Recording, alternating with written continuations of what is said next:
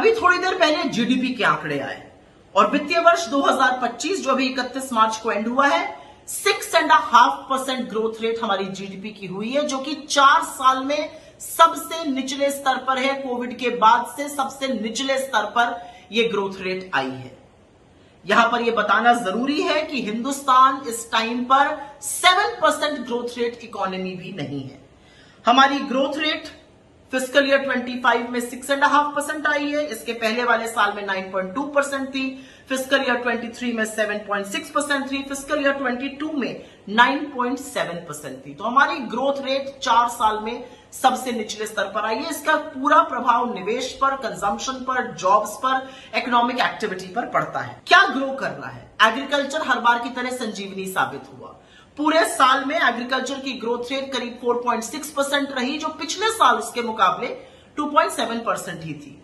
Last तिमाही में agriculture की ग्रोथ रेट 5.4% थी, जो कि पिछले साल के लास्ट क्वार्टर में मात्र 0.9% थी। तो दिक्कत कहां है? दिक्कत है मैन्युफैक्चरिंग में। इतना पीआर स्टंट, इतनी सारी स्कीम, इतने सारे स्लोगन, और उसके बाद भी हमारी फैक्ट्रीज में उत्पादन नहीं हो रहा है। फिस्कल ईयर 25 में मैन्युफैक्चरिंग की ग्रोथ गिरकर 4.5% पे आ गई, जो कि उसके पिछले साल के मुकाबले 12.3% थी। लास्ट क्वार्टर में मैन्युफैक्चरिंग की ग्रोथ रेट गिरकर 4.8% हो गई, जो कि 24 के लास्ट क्वार्टर में 11.3% थी। लगातार मैन्युफैक्चरिंग गिर रही है, हमारी फैक्ट्रीज में उत्पादन नहीं हो रहा, और इसीलिए इतने सारे लोग बेरोजगार आपको दिखते हैं। आपको एक बात बताई जाएगी कि Q4 में तो हमने क्या स्टनिंग ग्रोथ करी है, 7.4%। इस बात को सुनिएगा और फिर अब आगे की बात समझिएगा। Q4 में 7.4% ग्रोथ रेट थी, Q3 में 6.4 थी, Q2 में 5.4 थी और Q1 में 6.7 थी।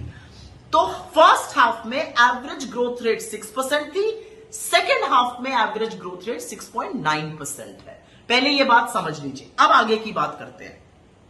Q4 पर क्यों नहीं ढोल बाजे नहीं बजने चाहिए? क्योंकि ये मिसलीडिंग है, और ये मिसलीडिंग इसलिए है क्योंकि अगर आप Q4 का जीडीपी देखिएगा तो 7.4% ग्रोथ रेट है, लेकिन अगर Q4 का जीवीए देखिएगा तो वो 6.8% पर ही ग्रो हुआ है। ऐसा क्यों हुआ है? ऐसा इसलिए हुआ है क्योंकि सब्सिडी फोर्थ क्वार्टर में 45% डाउन है और गवर्नमेंट स्पेंडिंग चौगुनी हुई है। तो इकोनॉमिक ग्रोथ नहीं हुई है, सब्सिडी डाउन हुई है, गवर्नमेंट ग्रोथ चौगुनी हुई है, और इसलिए आपको Q4 का जीडीपी बढ़ा हुआ दिख रहा है।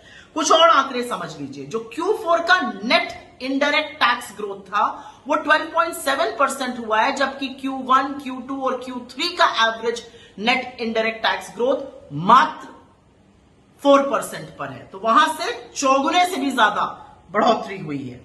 ये फिगर इसलिए भी मिसलीडिंग है, जैसा कि मैंने कहा, फर्स्ट हाफ में गवर्नमेंट स्पेंडिंग 4% थी, सेकेंड हाफ में गवर्नमेंट स्पेंडिंग लगभग 17% हो गई, और इसलिए ये बढ़ रहा है।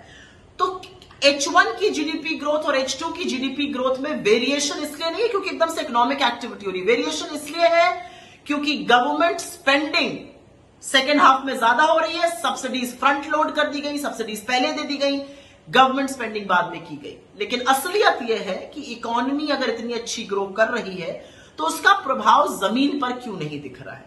और वो इसलिए नहीं दिख रहा है क्योंकि रियल इकोनॉमिक ग्रोथ हो ही नहीं रही है। यह आंकड़ों की करामात है Q4 में। अदरवाइज इंडिया इज अ सब 7% ग्रोथ इकोनॉमी। और यहां पर एक बात और कह दूं, विकसित भारत की जो बात की जा रही है, अगर विकसित भारत हमें बनना है तो हमें अगले 22 सालों में लगातार 8.2% की जीडीपी ग्रोथ रेट चाहिए हर साल दर साल। और अगर वो नहीं हो सकता है तो 2047 तक हम विकसित भारत नहीं बनेंगे। इसीलिए आंकड़ों को समझिए। 6.5% ग्रोथ रेट आई है, 8.2% चाहिए विकसित भारत के लिए। 4 साल में ये सबसे निचले स्तर पर है।